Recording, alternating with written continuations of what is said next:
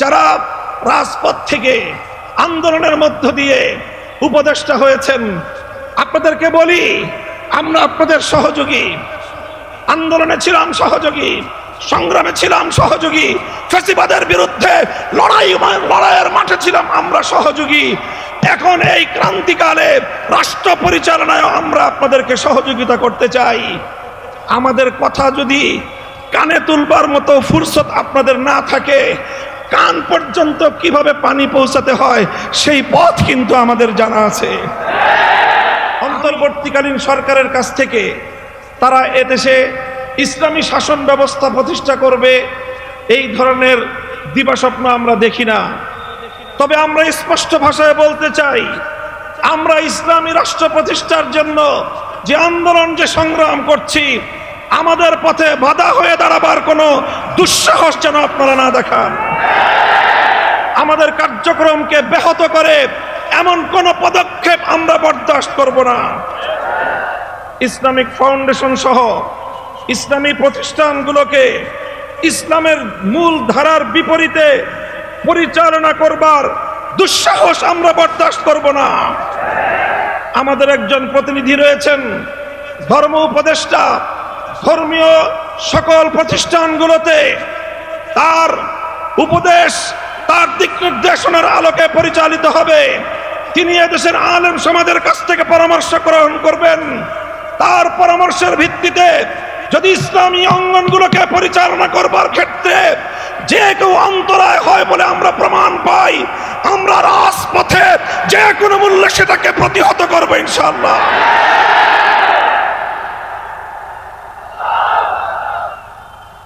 আমরা পরিষ্কার ভাষায় বলতে চাই, শিক্ষা ব্যবস্থায় ইসলামের বিরুদ্ধাচরণের অশুভ ধারা বন্ধ করতে হবে।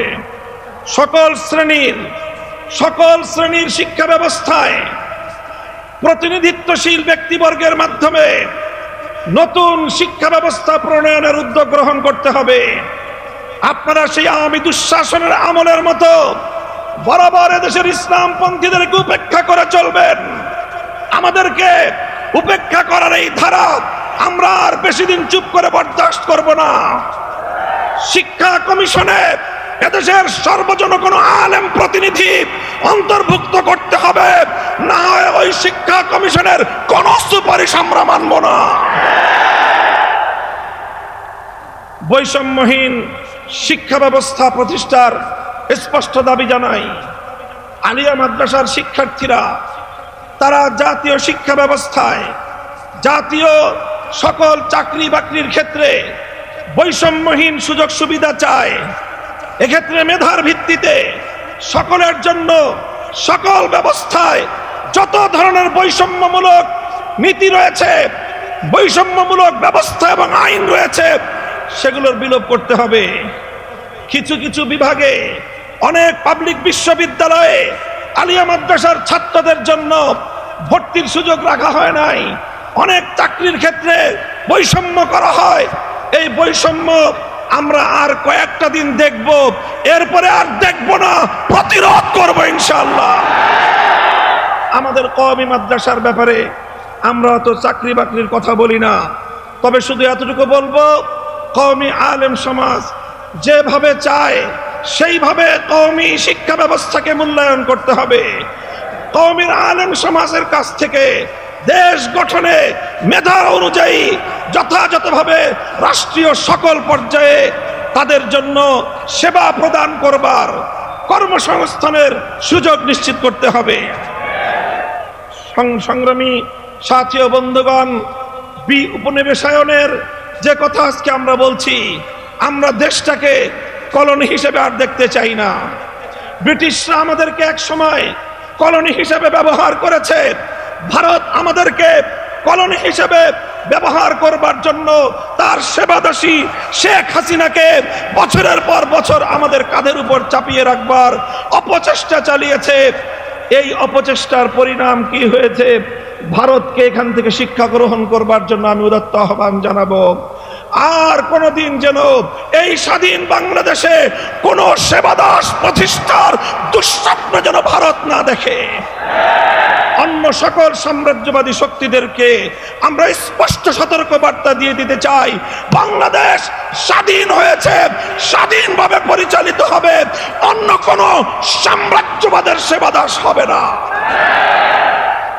বাংলাদেশের শিক্ষা ব্যবস্থা কোরআন ও বিজ্ঞান ভিত্তিক শিক্ষা ব্যবস্থা চলবে, বিজ্ঞান ভিত্তিক শিক্ষা চলবে।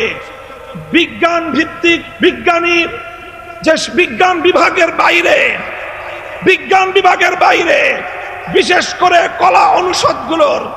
কলা অনুষদের যতগুলো শিক্ষা ব্যবস্থা রয়েছে সব জায়গাগুলোতে হিন্দুত্ববাদ সহ নাস্তিক্যবাদ, পশ্চিমা সাম্রাজ্যবাদের সকল অনুসরণ বাদ দিয়ে কোরআন ভিত্তিক, কলা অনুষদের ইসলাম ভিত্তিক প্রতিটি শিক্ষার নৈতিকতাকে সেইভাবে ঢেলে সাজাতে হবে।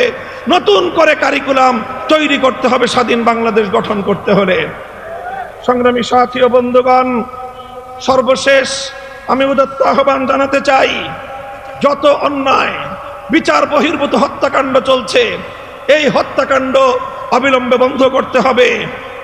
যারা রাজপথ থেকে আন্দোলনের মধ্য দিয়ে উপদেষ্টা হয়েছেন, আপনাদেরকে বলি, আমরা আপনাদের সহযোগী, আন্দোলনে ছিলাম সহযোগী, সংগ্রামে ছিলাম সহযোগী, ফ্যাসিবাদের বিরুদ্ধে লড়াইয়ের মাঠে ছিলাম আমরা সহযোগী। এখন এই ক্রান্তিকালে রাষ্ট্র পরিচালনায় আমরা আপনাদেরকে সহযোগিতা করতে চাই।